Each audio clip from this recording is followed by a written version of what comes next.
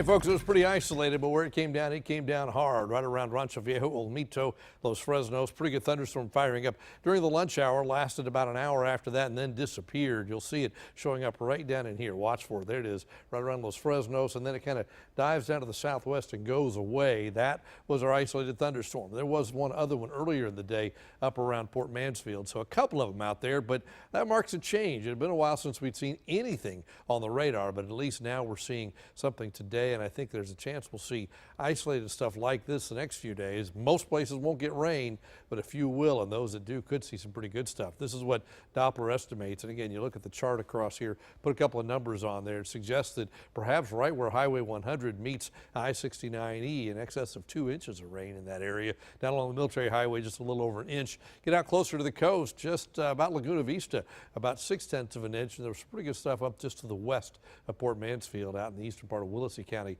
earlier in the day as well. What's left, that is all gone. We are watching some showers up in counties to the north of the valley, to the south of Alfurias, to the west of Fowl, but nothing big, and that stuff should fade away pretty soon as well.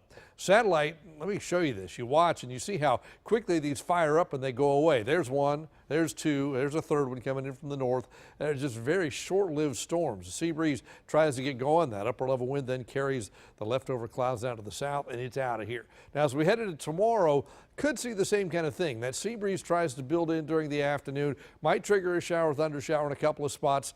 Like today, very isolated. Exactly where that happens, hard to say, but most likely in the coastal counties and dying before it gets into Hidalgo or Starr County, but the chance is there. Moisture streams in again on Saturday. Could be something on the sea breeze again, so we're keeping that mainly dry forecast in there, but like today, most of the valley's dry.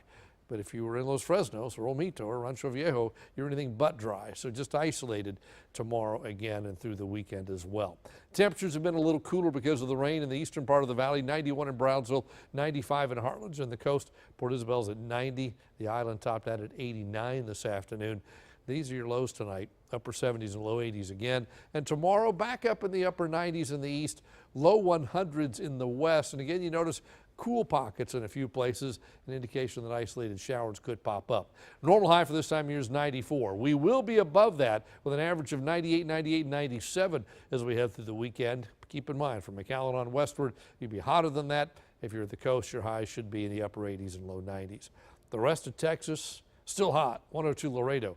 Del Rio's 101, Odessa's 100, and there's not much going on in the state today. Relatively quiet. See those little bursts down here? They don't amount to much. Again, you see hard to find those things down here compared to like what we heard about earlier in the newscast up in Oklahoma this morning. More stuff off to the west of that, so pretty active pattern on the north edge of that ridge. For us, let's watch the ridge. It does meander to the north, and as it does that, it opens the door to more moisture to come in. So with that, that sea breeze tries to activate each afternoon. That could trigger those spotty showers, kind of like what we saw today. Again, nothing widespread, but at least a few folks could pick up a shower, even a thunderstorm each of the next few days. So tonight, partly cloudy, warm and humid, a low of 78. In the forecast for tomorrow, we're not putting the thunderstorm because I think it's so isolated. There'll be something there in a couple of places, but most places just partly sunny, hot and humid. That's the case all the way through the next 7 days. We're mainly dry with those isolated showers showing up. Daytime highs every day in the upper 90s, nighttime lows in the upper 70s. That is your updated First Warn 5 forecast.